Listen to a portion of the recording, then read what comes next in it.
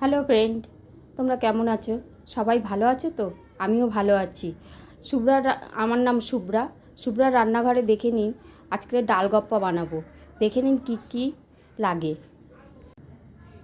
ডালে আমি জল দেবো, দিয়ে এবার আমি সেদ্ধ বসাবো।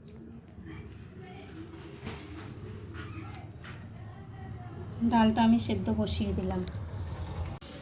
আদা লঙ্কা নিয়ে নিয়েছি, এবার বাটবো। আমাদের ডালটা হচ্ছে,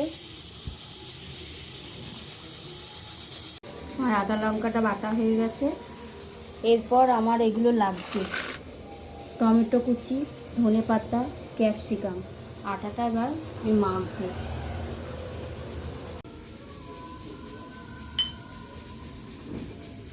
আটাতে একটু লবণ দিয়ে দিলাম।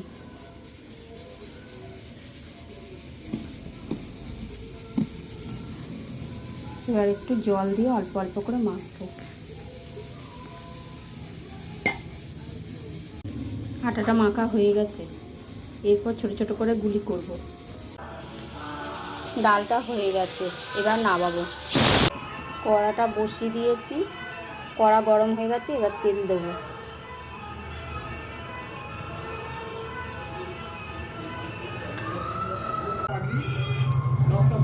শুকনো লঙ্কা দিয়ে দিলাম, এলাচটা দিয়ে দিলাম, 3টে তেজপাতা দিয়ে দিলাম। এবার ক্যাপসিকামটা দিয়ে দিচ্ছি। এবার এই মশলাগুলো আমি সব দিয়ে দিলাম: টমেটো, আদা লঙ্কা বাটা আর ধনে পাতা সব দিয়ে দিলাম।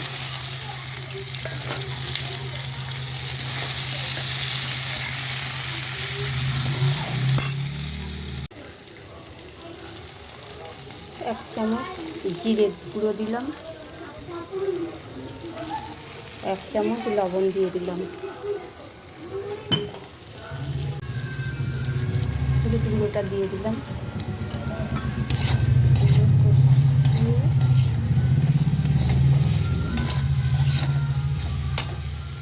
এবার কষানো হয়ে গেছে, এরপর আমি জল দেবো।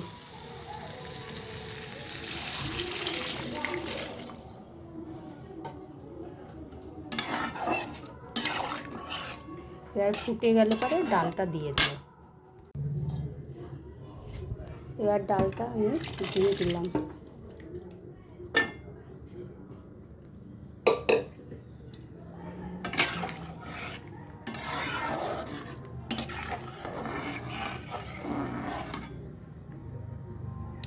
এরপর ঢাকা দিয়ে দেবো।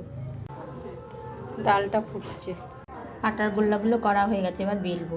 এবার এগুলো বেলা হয়ে গেছে, এগুলো একটা একটা করে এই ডালের মধ্যে দেবো।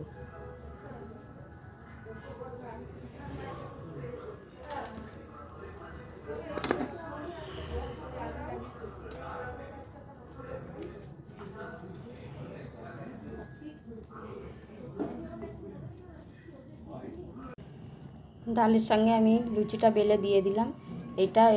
এর নাম হচ্ছে ডালগপ্পা। এই ডালগপ্পাটা খেলে পরে খুব ভালো লাগবে। কোনোদিনও খাননি, খেয়ে দেখবেন, একবার ট্রাই করবেন, খুব সুন্দর খেতে। ছোট বড় সবাই মিলে খেতে পারবে। এবার আমাদের ডালগপ্পাটা তৈরি হয়ে গেলে একটু ঘি দিয়ে দিলাম। দেখুন বন্ধুরা, আমার ডালটা কমপ্লিট হয়ে গেছে।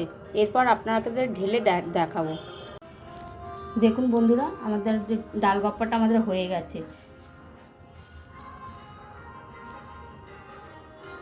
যদি আপনাদের এই রেসিপিটা ভালো হয়ে থাকে তাহলে লাইক, কমেন্ট, শেয়ার করতে ভুলবেন না। টাটা।